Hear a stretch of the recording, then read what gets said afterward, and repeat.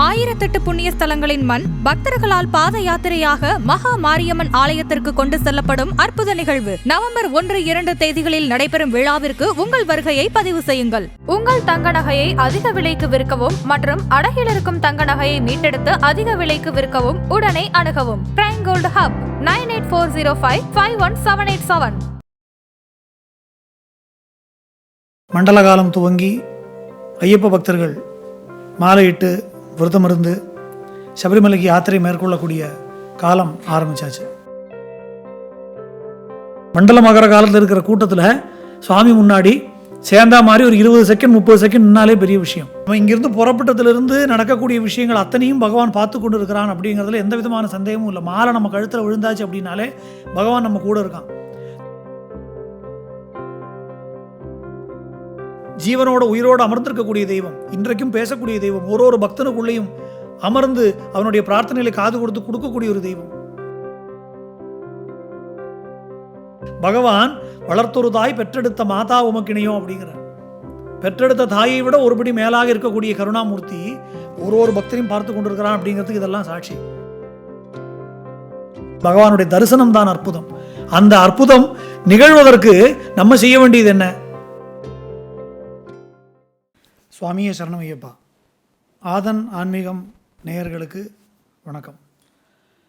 மண்டல காலம் துவங்கி ஐயப்ப பக்தர்கள் மாலையிட்டு விரதமிருந்து சபரிமலைக்கு யாத்திரை மேற்கொள்ளக்கூடிய காலம் ஆரம்பித்தாச்சு. பகவானுடைய அற்புதம் அப்படிங்கிறது பார்க்குற இடத்துலலாம் தெரியக்கூடிய ஒரு காலமாக இது இருக்குது. 365 நாளும் பகவானுடைய அனுபவம் நமக்கு ஏற்பட்டிருந்தாலும் சில குறிப்பிட்ட காலங்கள் அதுக்கு விசேஷமாக சொல்லப்படுகிறது.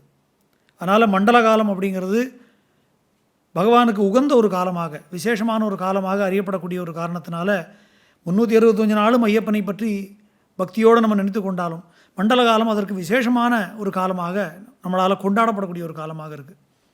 பார்க்க இடத்துலெல்லாம் ஐயப்பன்மார்களுடைய காவி வேஷ்டி இல்லைன்னா கருப்பு வேஷ்டி, நெத்தியில் சந்தன போட்டு, கேட்கும் இடமெல்லாம் சரண கோஷம்.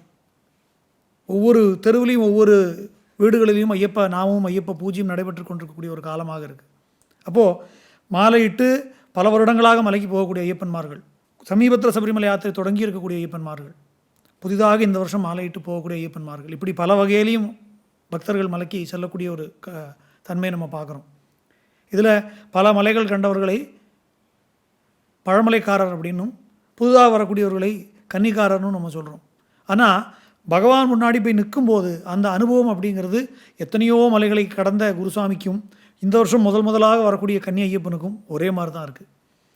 பகவானுடைய இந்த யாத்திரையுடைய பலன் என்ன அப்படிங்கிறது சுவாமி முன்னாடி போய் நிற்கும்போது கிடைக்கக்கூடிய அந்த நொடியில் கிடைக்கக்கூடிய ஒரு அனுபவம் தான். அந்த நொடியை உள்வாங்கிக்கிறதுக்கு நம்ம தயாராவதற்கு தான் இத்தனை விரத நெறிமுறைகளையும் நம்ம கடைபிடிக்கிறோம். அதனால் நான் 20 வருஷம் மலைக்கு போயிட்டேன், இனிமேலும் நான் முதல்ல இருந்த மாதிரியே விரதம் இருக்கணுமா அப்படின்னு நிறைய பேர் சந்தேகம் கேட்குறது உண்டு.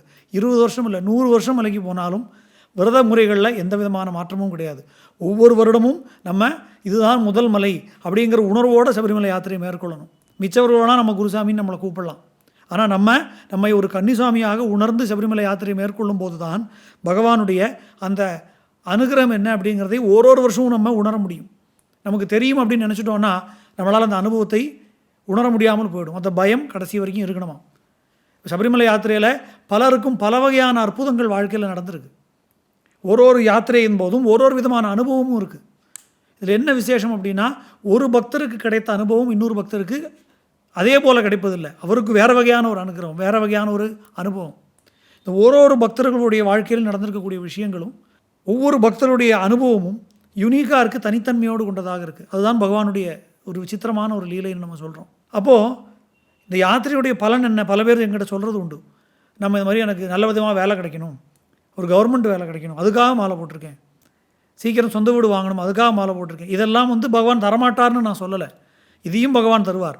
ஆனால் அதையெல்லாம் தாண்டி நமக்கு கிடைக்கக்கூடியது அப்படிங்கிறது அந்த அற்புதம்னு நம்ம பல பேர் எதிர்பார்க்குறோமே. அந்த அற்புதம் நிகழக்கூடிய இடம் எது என்ன அப்படின்னா பகவானுடைய சன்னிதானத்தில் கிடைக்கக்கூடிய தரிசனம் தான்.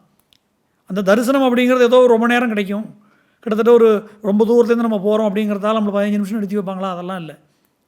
மண்டல மகர காலத்தில் இருக்கிற கூட்டத்தில் சுவாமி முன்னாடி சேர்ந்தா மாதிரி ஒரு 20 செகண்ட் 30 செகண்ட் நின்னாலே பெரிய விஷயம். அதுவே ரொம்ப பெரிய விஷயம். 10 செகண்டே ஜாஸ்தி. ஆனால் அந்த 10 செகண்டில் கூட நமக்கு சொல்ல முடியாத ஒரு ஆனந்தம் ஏற்படுது. அதுதான் அந்த பகவானுடைய விசேஷமான அனுகிரகம்.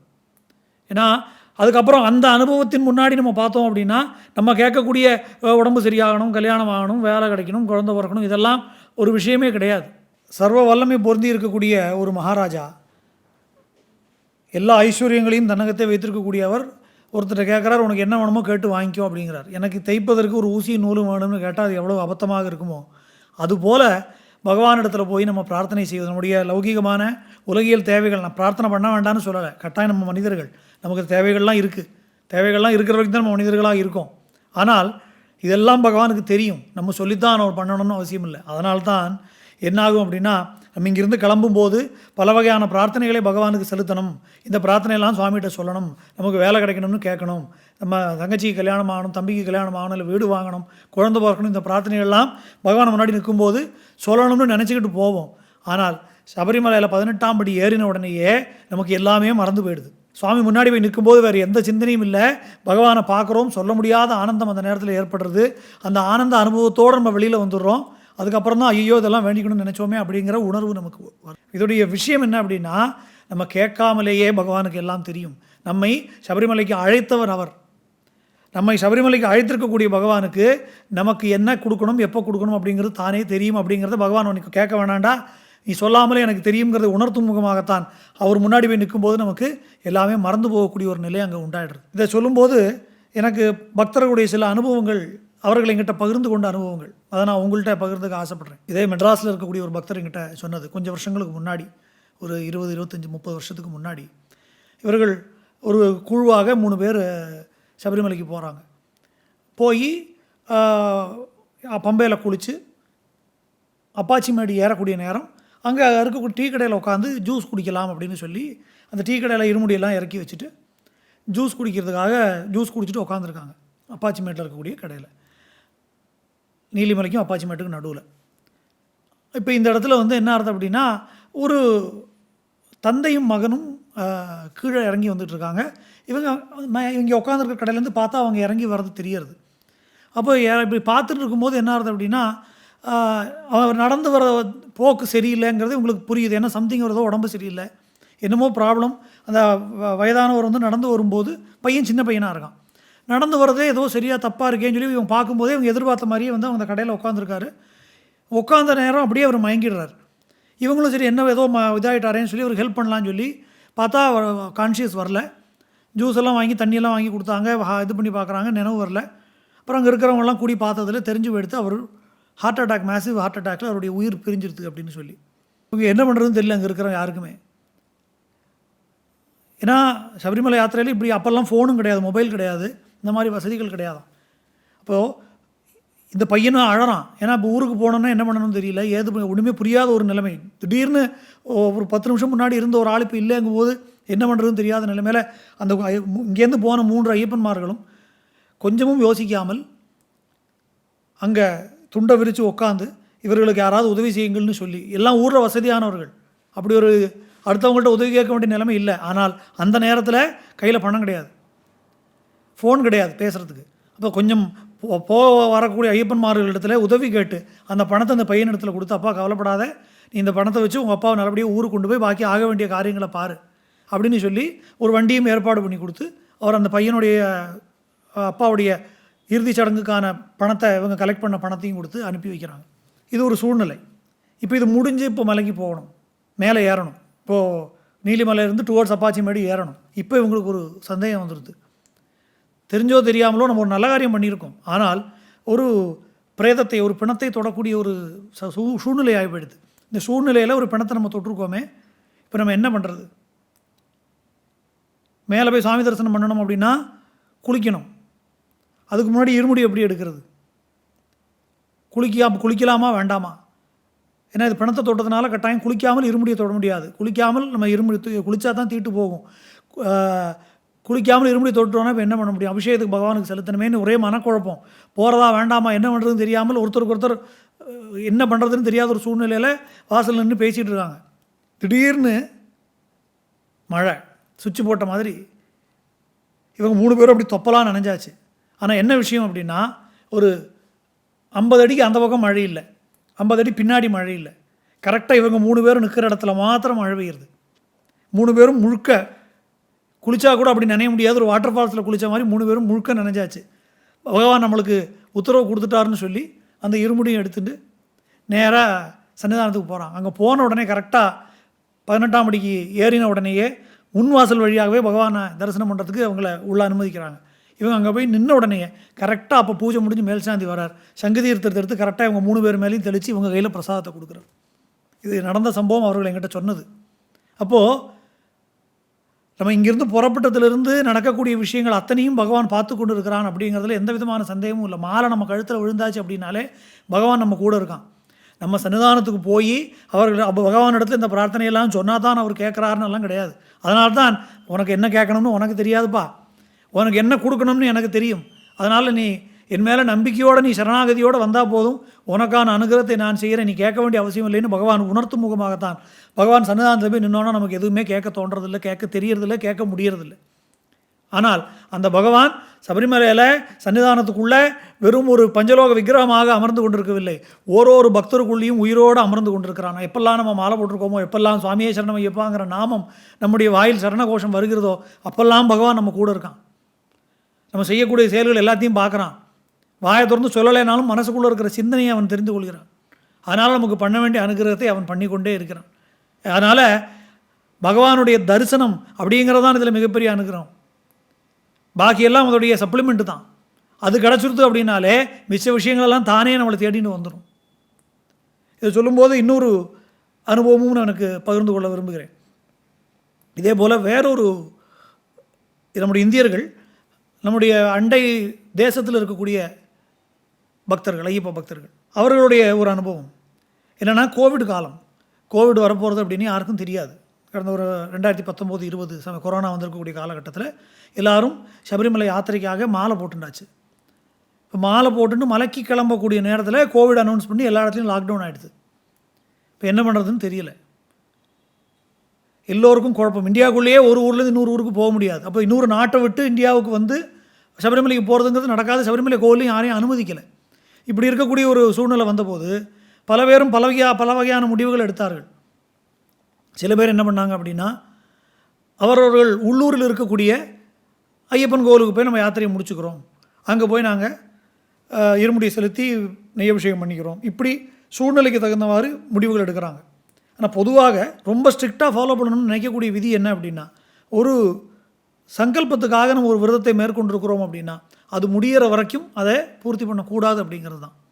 அப்போ சபரிமலைக்காக நம்ம மாலை போட்டிருக்கோம், அந்த சபரிமலையில் தரிசனம் பண்ணி இருமுடியை எடுத்துன்னு போய் தரிசனம் பண்ணி அபிஷேகம் பண்ணதுக்கப்புறம் தான் நம்முடைய யாத்திரை பூர்த்தி ஆகும் அப்படின்னா அது வரைக்கும் காத்திருக்கணும். இது எல்லாராலையும் முடியலை ப்ராக்டிக்கலாக அந்த டைமில். ஏன்னா லாக்டவுன்னா என்னென்ன இப்போ தெரியாது, எப்போ லாக்டவுன் ஓப்பன் ஆகும்னு தெரியாது.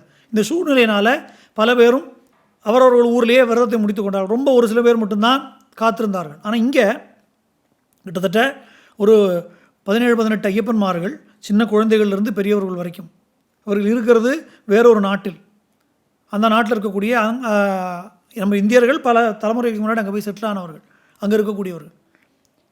அங்கே இருக்கக்கூடியவர்களுக்கு இப்போ இந்தியாவுக்கு வரணும் அப்படின்னா எப்போ வரும்னு தெரியாது, எப்போ வர முடியும்னு தெரியாது, ஃப்ளைட் எப்போ அலோவ் பண்ணுவாங்கன்னு தெரியாது, சபரிமலை கோவிலே எப்போ திறப்பாங்கன்னு தெரியாது. ஆனால் அவர்கள் அவருடைய திட விசுவாசமும் பக்தியும் என்ன தீர்மானம் பண்ணாங்க அப்படின்னா, சபரிமலை கோவில் என்றைக்கு திறக்கிறதோ அன்றைக்கி வரைக்கும் நாங்கள் விரதத்தை தொடருவோம் அப்படின்னு. சின்ன குழந்தையிலிருந்து பெரியோர்கள் வரைக்கும் அத்தனை பேரும், எல்லாம் பெரியோர்கள்லாம் இவ்வளோ தாடி, கிட்டத்தட்ட 1.5 வருஷம் 1.25 வருஷம் இந்த விரதம் தொடர்ந்தது. என்றைக்கு மலை திறக்கிறாங்களோ அன்றைக்கி போய் பகவானை தரிசனம் பண்ணுவோம், பகவானை பார்க்குற வரைக்கும் இந்த விரதத்தை முடிக்கிறது இல்லை அப்படின்னு சொல்லி ஒரு வழியாக கொஞ்சம் ரிலாக்ஸேஷன் ஆச்சு. இந்த ஒரு அக்டோபர் மாதம் நினைக்கிறேன், இந்த ஒரு அக்டோபர் மாத காலகட்டத்தில் மாச பூஜைக்காக நடைகள் திறந்து ஆன்லைனில் என்ட்ரி பண்ணி பர்மிஷன் வாங்கும்போது மட்டும் அவர்கள் மட்டும் லிமிட்டடாக தரிசனம் பண்ணலாம்னு அப்போ ஒரு ரிலாக்ஸேஷன் வந்தது அந்த டைமில். இப்போ இவர்கள் சபரிமலை திறந்தாச்சு அப்படின்னு உடனே பகவானை தரிசனம் பண்ண வரணும் அப்படிங்கிற ஒரு உந்துதல் ஏற்பட்டுடுது. ஆனால் இந்தியாவுக்குள்ளே வரது அவ்வளோ சுலபமாக இருக்கல அப்போது.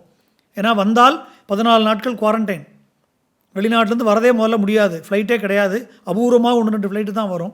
அப்படியே வந்தாலும் 14 நாட்கள் குவாரண்டைன் இருந்து அதுக்கப்புறம் வரணும். சபரிமலை 5 நாள் தான் திறக்கும் மாதம், சபரிமலை நடை அடைச்சிடுவாங்க. இன்னொன்று 14 நாள் வந்து இங்கே இருக்கவும் முடியாது. இத்தனை குழப்பத்துக்கு இடையிலையும் சரி வந்தது வரட்டும் பரவாயில்லன்னு சொல்லி எங்கேயெல்லாமோ போய் சுற்றி வேறு ஊர் வேறு நாடுகளுக்கெல்லாம் போய் சுற்றி ஒரு வழியாக ட்ரிவாண்ட்ரம் வந்து சேர்கிறார்கள். அங்கே வந்து சேர்ந்து இறங்கி இப்போ மலைக்கு போகணும், ஆன்லைனில் ரெஜிஸ்டர் பண்ண முடியாது. ஏன்னா அன்றைக்கி இருக்கக்கூடிய சூழ்நிலையில் ஒரு லிமிட்டட் நம்பர் ஆஃப் என்ட்ரிஸ் தான் ரெஜிஸ்டர் பண்ண முடியும். அதுலேயும் அதில் பாஸ்போர்ட் கிடையாது, நம்மளுடைய ஓட்டர் ஐடியும் ஆதாரையும் வச்சு தான் ரெஜிஸ்டர் பண்ண முடியும். என்ன பண்ணுறதுனே புரியலை. முழுக்க இதெல்லாம் காவல்துறையோட கட்டுப்பாட்டில் இருந்த ஒரு விஷயம். இப்போ என்ன பண்ணுறதுன்னு கேட்டபோது அவர்கள் என்ன சொன்னாங்கன்னா, நீங்கள் பம்பையை தாண்டி வந்துடுங்க, பம்பையை தாண்டி வந்தால் மேலே வந்து தரிசனத்துக்கு வந்துடலாம் அப்படின்னு அங்கே மலையில் இருக்கக்கூடிய கோவிலுடைய நிர்வாகிகள்லாம் சொல்கிறாங்க. ஆனால் நிலக்கல் தாண்டணும் ஃபஸ்ட்டு. நிலக்கலை தாண்டி வந்தால்தான், நிலக்கல்லே செக்கிங் இருக்குது, அங்கே பிசிஆர் டெஸ்ட் எடுக்கணும், இந்த ரெஜிஸ்ட்ரேஷனை காட்டணும், குவாரண்டைன் இருக்கோமா இல்லையாங்கிறதெல்லாம் பார்க்கணும். இது எல்லாத்தையும் தாண்டி வந்தால் தான் தரிசனம் பண்ண முடியும். இவர்கள் ரெஜிஸ்டரே பண்ணலை, ஆன்லைனில் ரெஜிஸ்டர் பண்ணவும் முடியலை. அப்படி ஒரு சூழ்நிலை இன்றைக்கி. ஆனால் பகவான் மேல் உள்ள நம்பிக்கையில் இத்தனை பேரும், ஒருத்தர் 2 பேர் இல்லை, இந்த 18 பேருமே 20 பேருமே கிளம்பி வந்து இருமுடியும் கட்டியாச்சு. இருமுடி கட்டி இவர்கள் கிளம்பக்கூடிய நேரத்தில் அங்கே இருக்கக்கூடிய ஃப்ளைட் இறங்கி இவங்க இருமுடி கட்டக்கூடிய இடத்துக்கு போகிற இடத்துல ஒரு டிரைவர் பார்க்குறார். இவங்கெல்லாம் ஒரு மாதிரி கூட்டி டென்ஷனாகவே பேசிகிட்டு இருக்கிறத பார்க்குறதும், பார்த்தா ஐயப்பன்மார் மாதிரி இருக்காங்க, ஆனால் வெளிநாட்டிலேருந்து வந்திருக்காங்கங்கிற போது இதெல்லாம் கேட்டு தமிழர்கள் தானே அவர்கள் பூர்வீகமாக. அதனால் அவங்கள்ட்ட கேட்குறாங்க, என்ன பிரச்சனை, என்ன இதுக்கு வந்திருக்கீங்க? இல்லை, நாங்கள் இந்த மாதிரி சபரிமலை யாத்திரைக்காக மாலை போட்டிருக்கோம், பகவானை பார்க்குற வரைக்கும் விரதத்தை முடிப்பதில்லைங்கிற சங்கல்பத்தோடு நாங்கள் இந்த யாத்திரையை தொடர்ந்துருக்கோம், நாங்கள் விரதத்தை தொடர்ந்துருக்கோம், இப்போ தான் வந்திருக்கோம், ஆனால் மலைக்கு எப்படி போகிறது என்னன்னு எங்களுக்கு தெரியலை. அப்போ அவர் சொல்கிறார், நான் ஒன்று பண்ணுறேன், என்னுடைய பக்கத்து வீட்டுக்காரர் வந்து ஒரு காவல்துறை அதிகாரி, நான் அவர்கிட்ட அவரால் ஏதாவது ஹெல்ப் பண்ண முடியுமா அப்படிங்கிறத நான் கேட்டு பார்க்குறேன். அவர் பண்ணுவாரா பண்ண மாட்டாரான்னு எனக்கு தெரியல, ஆனால் உங்களுக்காக நான் பேசி பார்க்குறேன், ஏதாவது முடிஞ்சால் அவர் ஹெல்ப் பண்ணுவார் அப்படின்னு. சரி, அவங்கள்ட்ட அங்கேருந்து ஃபோன் பண்ணி கேட்குறாங்க. ஃபோன் பண்ணி கேட்கும்போது அவர் சொன்னால், இல்லை ரொம்ப ஸ்ட்ரிக்டாக இருக்குது, இப்போ நேரம் என்னால் எதுவும் பண்ண முடியும்னு தோணலை, எதுக்கும் பகவான் மேலே நம்பிக்கையோடு அவங்கள்ட்ட ப்ரொசீட் பண்ண சொல்லுங்கள், நான் யாராவது அங்கே இருந்தாங்கன்னா இவங்க பிசிஆர் டெஸ்ட்டெல்லாம் எடுத்தாச்சு, கோவிடெல்லாம் நெகட்டிவாக தான் இருக்குது, ஆனால் அதை ரெஜிஸ்டர் பண்ணாததுனால அனுமதிக்கிறது சிரமம். ஏன்னா ஒரு நாளைக்கு 500 பேரோ என்னமோ தான் அனுமதிக்கிறாங்க. அதனால் நம்மளால் அது 500 பேருக்குள்ளே எக்ஸ்ட்ராவாக அனுமதிக்க முடியாது. அது மட்டும் வெளிநாட்டிலேருந்து வந்திருக்காங்க. அதனால் எனக்கு சொல்ல தெரியல, அங்கே நீ சூழ்நிலை எப்படி இருக்கோ, பகவான் எப்படி தீர்மானம் பண்ணாரோ, நான் பேசி பார்க்குறேன், அங்கே இருக்கிற என்னுடைய நண்பர்களாக இருக்கிற அதிகாரிகள் அனுமதிச்சா நான் சொல்லி பார்க்குறேன், ஆனால் அனுமதிக்கலான்னு என்னால் ஒன்றும் பண்ண முடியாது அப்படின்னு அவர் சொல்கிறார். சரி, பகவான் மேலே நம்பிக்கையோட கண்டிப்பாக இவ்வளோ தூரம் விரதம் இருந்திருக்கோம், கட்டாயம் சுவாமி நமக்கு தரிசனம் கொடுப்பார். ஏன்னா மலை மேலே உட்காந்துருக்கிறோன்னு வெறும் விக்கிரகம் கிடையாது, ஜீவனோட உயிரோடு அமர்ந்திருக்கக்கூடிய தெய்வம், இன்றைக்கும் பேசக்கூடிய தெய்வம், ஒரு பக்தனுக்குள்ளேயும் அமர்ந்து அவனுடைய பிரார்த்தனைகளை காது கொடுக்கக்கூடிய ஒரு தெய்வம். நம்ம வாய் விட்டு சொல்லணும்னு அவசியம் இல்லை, மனசுக்குள்ளே நினைச்சாலே தெரிந்து அதை உணர்ந்து தாயை போல ஓடி வந்து அனுகிரகம் பண்ணக்கூடிய தெய்வம். அதனால் அந்த தெய்வம் கட்டாயம் நமக்கு நல்லதே செய்யும், கட்டாயம் அவன் தரிசனம் கொடுப்பார். மலை மேலே பகவான் அமர்ந்திருப்பது சத்தியம் என்றால் அவர் நமக்கு தரிசனம் கொடுப்பார் அப்படிங்கிற நம்பிக்கையோடு அவர்கள் எல்லோரும் சபரிமலை நோக்கி வண்டி வருது. இப்போது இவங்க ஒரு டெம்போ மாதிரி ஒரு வண்டியில் வந்து சேர்றாங்க. எதுக்கும் நம்ம அவருக்கு கூப்பிட்டு பார்க்கலாம், நிலக்கல் வந்தாச்சு. இப்போது போலீஸ் ஏறி ஒரு வண்டியாக செக் பண்ணுது, உங்களோட ரெஜிஸ்ட்ரேஷன் சர்டிஃபிகேட்டுக்கு அந்த ஸ்லிப்பை காட்டுங்க, உங்களுடைய பாக்கி விஷயங்கள்லாம் காட்டுங்க அப்படின்னு. இப்போ இவங்க ஒரு 3 வண்டி முன்னாடி இருக்குது, இவங்க 4வது வண்டியாக பின்னாடி இருக்குது. ஒரு வண்டியாக போலீஸ் ஏறும்போது இவர் ஃபோன் பண்ணுறாரு அந்த போலீஸ்கார நண்பர், நாங்கள் நிலக்கல் வந்துவிட்டோம், யாராவது சொல்ல முடியுமா அப்படின்னு கேட்கும்போது அவர் சொல்கிறாரோ, உங்கள் வண்டி நம்பர் என்ன அப்படிங்கிறார். வண்டி நம்பர் சொன்னோடனே பார்த்தா ஒருத்தர் ஃபோன் பேசிகிட்டே ஒரு போலீஸ் உள்ளே ஏறுறாரு. எனக்கு தான் நீங்கள் கூப்பிட்ருக்கீங்க, நான் தான் வந்திருக்கேன் அப்படின்ட்டார் அவர். நீங்கள் எப்படி வந்தீங்க, நீங்கள் இறங்கிய ஊரில் தான் இருக்கிறதானே சொன்னீங்க. ஆமாம், அங்கே தான் இருந்தேன், இன்றைக்கி இங்கே டியூட்டியில் இருந்த ஒருத்தருக்கு வந்து ஏதோ மெடிக்கல் எமர்ஜென்சின்னு அவங்க வீட்டிலேருந்து ஃபோன் பண்ணிட்டாங்க. அதனால் கார்த்தால் எனக்கு 3 மணிக்கு ஃபோன் பண்ணி கொஞ்சம் அர்ஜென்ட்டாக வந்து நீ பார்த்துக்கோ அப்படின்னாங்க. கரெக்டாக நான் வந்து சேர்ந்துருக்கேன். இப்போ தான் 3 மணிக்கு ஃபோன் வந்தது, நான் கிளம்பி இப்போ தான் சார்ஜ் எடுத்தேன், மணி 6 ஆச்சு, நான் 5:45 வந்தேன், 6 மணிக்கு உங்கள் ஃபோன் வருது, நான் வண்டியில் நான் தான் வந்திருக்கேன்னு சொல்லிட்டு இவங்களெல்லாம் பார்த்துட்டு அடுத்து இருக்கக்கூடியவங்கள செக் பண்ணியாச்சுப்பா, இவங்களை அனுப்பிச்சிடுங்க, நமக்கு வேண்டப்பட்டவங்க தான் அப்படின்னு சொல்லி இவங்களை அந்த செக் போஸ்ட்டை தாண்டி அனுப்பிச்சிடுறாங்க. இவங்களும் சௌரியமாக மேலே போய் சொல்ல முடியாத ஆனந்தம், போய் ஆனந்தமாக பகவான் எவ்வளோ ஒரு அனுபவம் இருக்கும் யோசிச்சு பாருங்கள். 18 மாதம் கிட்டத்தட்ட 1.5 வருஷம் 1.25 வருஷம் காத்திருந்து பகவானை போய் தரிசனம் பண்ணுறோம். கரெக்டாக 5-6 மணிக்கு அங்கேருந்து விட்டு 7 மணி 8:30 மணி 8:45 மேலே போயாச்சு. போய் பகவானை பார்த்து அத்தனை பேரும் அப்படி ஆனந்த பரவச நிலையில் தரிசனம் பண்ணி அபிஷேகமெல்லாம் முடித்து உடனடியாக தங்க முடியாது. அப்போல்லாம் வந்து நமக்கு தங்கக்கூடிய வசதிகள் அனுமதி கிடையாது அப்போ அந்த மாத பூஜைகளில், கோவிட் காரணமாக. அதனால் உடனே விரதத்தை ஆனந்தமாக பகவான் பூர்த்தி பண்ணி வச்சான். நம்ம முழுமையான நம்பிக்கையோடு பகவானிடத்தில் சரணாகதி பண்ணும்போது நம்மை பாதுகாக்க வேண்டியதும் நமக்கு அனுகிரகம் பண்ண வேண்டியதும் பகவானுடைய பொறுப்பு, பகவானுடைய கடமை. நம்ம நம்பிக்கையில் அறகுறையாக இருக்கும்போது தான் பகவானுக்குமே சந்தேகம் வந்துடும், இவன் முழுமையாக நம்பட்டும் அப்புறம் அனுகிரகம் பண்ணலான்னு இருப்பார். நம்ம சரணாகதியும் நம்பிக்கையும் முழுமையாக இருந்தது அப்படின்னா என்ன தடை வந்தாலும் பகவான் அனுகிரகம் பண்ணுவாருங்கிறதுக்கு இது சாட்சியாக இருந்தது. அத்தனை பேரும் ஆனந்த பரவசத்தில் பகவானை தரிசனம் பண்ணிட்டு திரும்பி வராங்க. இது இதோட முடியலை. திரும்பி வரும்போது மறுபடியும் நிலக்கலை கிராஸ் பண்ணணும். அவருக்கு ஃபோன் பண்ணி சரி இவ்வளோ தூரம் நமக்கு ஹெல்ப் பண்ணி கொடுத்தார், தேங்க் பண்ணணுங்கிறதுக்காக மறுபடியும் கூப்பிடுறாங்க. சாமி ரொம்ப சந்தோஷம், உங்களால் தான் இன்றைக்கி எங்களுக்கு தரிசனம் கிடச்சிது. நாங்கள் இவ்வளோ நாள் கஷ்டப்பட்டு விரதம் இருந்தோம், ஆனால் அந்த இடத்துல எங்களை அனுமதிக்காமல் இருந்தால் நாங்கள் இவ்வளோ நாள் வந்ததும் இவ்வளோ தூரம் ஆயிரக்கணக்கான கிலோமீட்டர் வந்ததும் பிரயோஜனம் இல்லாமல் போயிருக்கும். உங்களால் ஆனால் எங்களுக்கு தரிசனம் கிடைக்கிறதுக்கு தேங்க்ஸ் சொல்லலான்னு கூப்பிடும்போது அவர் சொல்கிறார், நான் மறுபடியும் வீட்டுக்கு வந்துட்டேன் அப்படின்னார். என்னாச்சு, கார்த்தால டியூட்டியில் இருந்தீங்களே அப்படின்னு. இல்லை மெடிக்கல் எமர்ஜென்சின்னு கூப்பிட்டாங்க, நான் வந்தேன், கரெக்டாக 5:45 வந்தேன், 6 மணிக்கு உங்கள் வண்டி வந்தது, நான் அனுப்பிச்சிட்டேன். அனதர் ½ அன் ஹவரில் மறுபடியும் ஃபோன் வந்து இல்லை அவருக்கு அது மெடிக்கல் எமர்ஜென்சி சரியாக போயிடுச்சு, டியூட்டியில் போய் ரிசீவ் பண்ணிட்டாரு, நீங்கள் வீட்டுக்கு போயிடலாம் அப்படின்ட்டாங்க. நாங்கள் மொத்தம் இருந்ததே 3/4 மணி நேரம் தான், உங்கள் வண்டி அனுப்புறதுக்காக பகவான் என்னை அங்கே கூப்பிட்ருக்கார், நான் பழையபடி வீட்டுக்கு வந்துட்டேன் அப்படின்னார். அப்போது ஒரு பக்தனுடைய பிரார்த்தனையும் பகவான் காது கொடுத்து கேட்குறான், ஒரு பக்தனையும் பகவான் பார்க்குறான். அவன் ஒருத்தனை பார்க்கணும்னு தீர்மானம் பண்ணிட்டான்னா யாராலையும் தடுத்து நிறுத்த முடியாது. அவன் ஒருத்தனை பார்க்க வேண்டான்னு தீர்மானம் பண்ணிட்டானா எவ்வளோ முயற்சி பண்ணாலும் போக முடியாது. அப்போது நம்ம முழுமையான சரணாகதியோடு விரதத்தோடு இருந்தோம் அப்படின்னா பகவான் நம்ம பிரார்த்தனையை காது கொடுத்து கேட்டு நமக்கு அனுகிரகம் பண்ணிடுறான். இப்படி ஒரு விஷயத்தையும் பார்த்து கூட இருந்து எவ்வளவு மிகப்பெரிய ஒரு பிளானிங் இருக்கணும் யோசிச்சு பாருங்கள். எங்கேருந்தோ ஒரு ஆயிரக்கணக்கான கிலோமீட்டர் அவர்கள் கிளம்பி வரும்போதே நம்ம நினச்சிக்கிட்டு இருக்கோம் நம்மளால் போக முடியுமா, அனுமதி கிடைக்குமான்னெல்லாம் பகவான் தீர்மானம் பண்ணிட்டான். அதுக்கு தகுந்த மாதிரி அவர்கள் இங்கே வந்து சேருவதற்கான நேரத்தையும் அங்கே ஒரு டாக்ஸி டிரைவரையும் அனுப்பி அவர் மூலமாக போலீஸ்கார நம்பரையும் கொடுத்து அந்த போலீஸ்காரரே கரெக்டாக ஒரு 1/2 மணி நேரம் அங்கே இருக்கும்படியாக செய்து வேலை முடிச்சோடனே பழையபடி திருப்பி அனுப்பி இத்தனையும் பகவான் பிளான் பண்ணியிருக்கான். இது கோயின்சிடன்ஸ் நம்மளால் சொல்ல முடியாது. அத்தனையும் பகவான் பிளான் பண்ணியிருக்கிறவனுக்கு இவ்வளவும் தெரிஞ்சு நமக்கு அனுகிரகம் பண்ணணுங்கிற ஒரு சங்கல்பத்தோட நமக்கு அத்தனை விஷயத்தையும் பார்த்து பண்ணுறவங்ககிட்ட போய் எனக்கு வேலை வேணும், எனக்கு வீடு வேணும், வாசல் வேணும்னு நம்ம கேட்க வேண்டிய அவசியம் இருக்கா? அத்தனையும் அவனுக்கு தெரியுமே. மனசுக்குள்ளே நம்ம சின்னதாக ஒரு குழந்தை அழுதுது அப்படின்னா தாய்க்கு தெரியும். அம்மா வந்து உள்ளே சமையல் பண்ணிகிட்டு இருப்பா, குழந்தை ஹாலில் தூடியில் தூங்கும். அந்த குழந்தை லேசாக சினிங்கினா கூட அது பசியால் அழுகிறதா, பூச்சி கடிச்சு அழுகிறதா, எதையா பார்த்து பயந்து அழுகிறதா, இல்லை வேறு ஏதாவது காரணத்துக்காக அழுகிறதான்னு அம்மாவுக்கு தெரியும். அந்த அழுகு உரலை கேட்டாலே சொல்லிவிடுவோம். அதுபோல் பகவான் வளர்த்தொரு தாய் பெற்றெடுத்த மாதா உமக்கிணையும் அப்படிங்கிறார். பெற்றெடுத்த தாயை விட ஒருபடி மேலாக இருக்கக்கூடிய கருணாமூர்த்தி ஒரு பக்தரையும் பார்த்து கொண்டு இருக்கிறான் அப்படிங்கிறதுக்கு இதெல்லாம் சாட்சி. அதனால் இந்த சபரிமலை யாத்திரையில் பகவானுடைய அற்புதம் அப்படிங்கிறது இப்போ நான் சொன்னதெல்லாம் இல்லை விஷயம் இல்லை, பகவானுடைய தரிசனம் தான் அற்புதம். அந்த அற்புதம் நிகழ்வதற்கு நம்ம செய்ய வேண்டியது என்ன?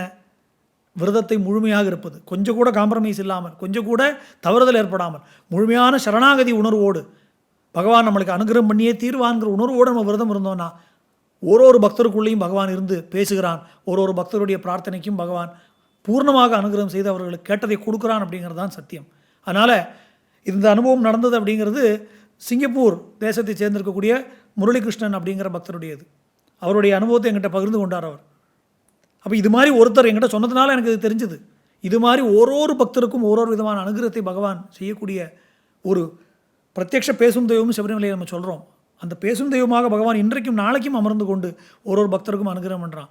அவன் நம்மக்கிட்ட கேட்பதெல்லாம் ஒன்று தான், நம்ம முழுமையான சரணாகதியோடு முழுமையான தெளிவோடு எந்த விதமான காம்ப்ரமைஸும் இல்லாமல் அந்த விரதத்தை சரியாக இருக்கணும். இருந்துட்டோம் அப்படின்னா ஒரு பக்தருக்குள்ளேயும் பகவான் இருந்து பேசுகிறான். பகவானுடைய அற்புதங்களையும் வைபவங்களையும் தொடர்ந்து சிந்திப்போம். சுவாமியே சரணமையப்பா.